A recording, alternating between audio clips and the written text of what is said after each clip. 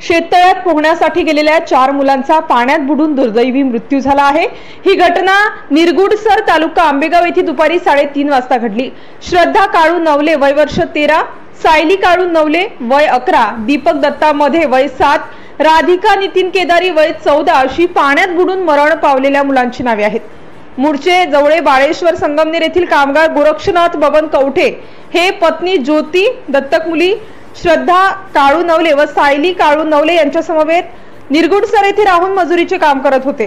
तर मूळचे कानेवाडी तालुका खेड येथील 3 कुटुंब कामासाठी निरगुडसर येथे आले। सर्वजण पोंदेवाडी येथे शेतात काम करण्यासाठी गेले होते। मुले दीपक मध्ये व राधिका केदारी हे घरीच होते।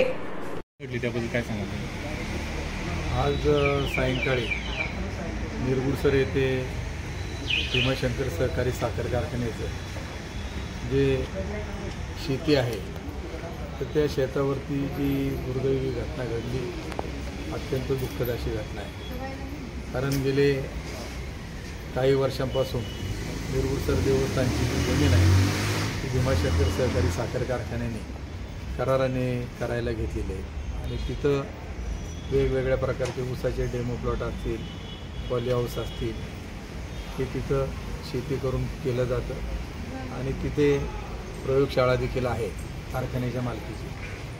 आणि हे सर्व होत असताना पाण्याच्या व्यवस्थापनासाठी तिथं कारखान्याने एक मोठं तळाची निर्मिती केलेली आहे आणि त्याच्या शेजारीच मजूर जे राहतात त्यांच्याकरता क्वार्टर्स आहेत आणि त्या क्वार्टरमध्ये गोरख कवठे त्याची पत्नी आणि इतर काही मजूर हे कारखान्याकडे कामगारावर रोजच्या रोज आहेत, ते तिथं राहत असतात।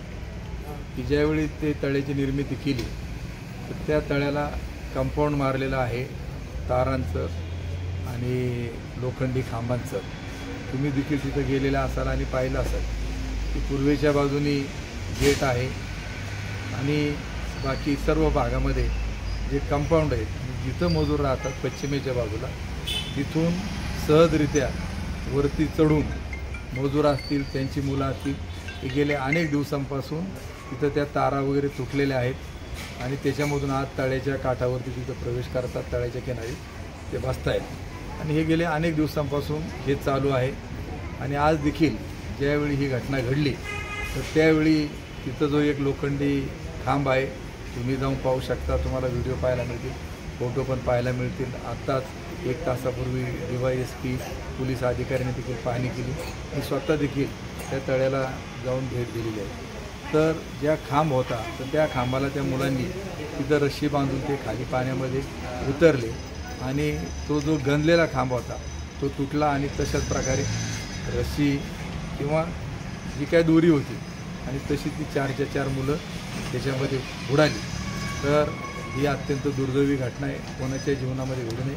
परंतु जी आदिवासी समाजाची मुलं, ठाकर समाजाची मुलं, कुटुंब आपला उदरनिर्वाह करण्याकरता, पोट भरण्याकरता तिथे येत असतात, त्यावेळी ते कुठल्या त्याच्यापेक्षा त्यांची सुरक्षितता अत्यंत महत्त्वाची आहे। जे तळं कारखान्याने निर्माण केलेले ही जबाबदारी शासनाच्या निकषामध्ये देखील तसंच आहे की ज्यावेळी तुम्ही तळं हे करता तर त्याला कंपाऊंड घालणं आणि त्याच्यामधून कुठलं प्राण्याने वगैरे आत येऊ नये, माणसाचा देखील त्याच्यामध्ये शिरकाव होऊ नये।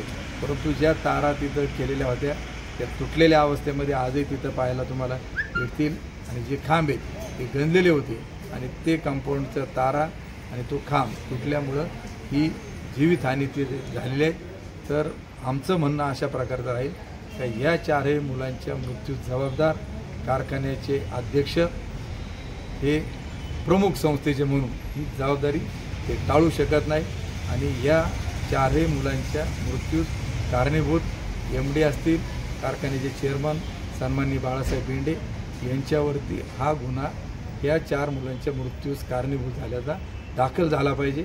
आता जे API घोडके होते त्यांना देखील आम्ही सांगितलं आणि पारगाव पोलीस स्टेशनचे देखील सन्माननीय कंदारे यांच्याशी देखील मी फोनवरून बोललेलो आहे। तर पुण्यात जशी दुर्घटना घडली तर मृत्यूस कारणीभूत झालं म्हणून 304 खाली त्या मुलावरती गुन्हा दाखल करण्यात आला। डोंबिवलीला ज्या कंपनीमध्ये स्फोट झाला तर कंपनीच्या मालकावर, तसंच संस्थेचा अध्यक्ष हा प्रमुख असतो त्यांच्यावरती तातडीनं गुन्हा त्या ठिकाणी दाखल झाला पाहिजे। मी देखील त्या संस्थेचा 10 वर्ष अध्यक्ष राहिलेलो आहे। आता देखील मी संचालक भीमाशंकर सहकारी साखर कारखाना तिथं आपण जबाबदारी टाळू शकत नाही। तर अशा प्रकारचा हा गुन्हा कुठल्याही परिस्थितीमध्ये दाखल झाला पाहिजे आणि त्याकरता मी अधिकाऱ्यांशी बोललेलो आहे। आणि जर याच्यामध्ये कुणी राजकीय दबाव आणून जर त्यांच्यावरती ही टाळाटाळ केली तर त्याच्या विरोधात देखील आम्ही आंदोलन छेडल्याशिवाय राहणार नाही। हे देखील मी ठामपणे या ठिकाणी सांगतो की न्याय हा गरिबाला मिळालाच पाहिजे आणि ही जी 4 मुलं मृत्यू झाली याच्या मृत्यूची जबाबदारी त्यांच्यावर कठोर कारवाई आणि शिक्षा देखील त्यांना झाली पाहिजे।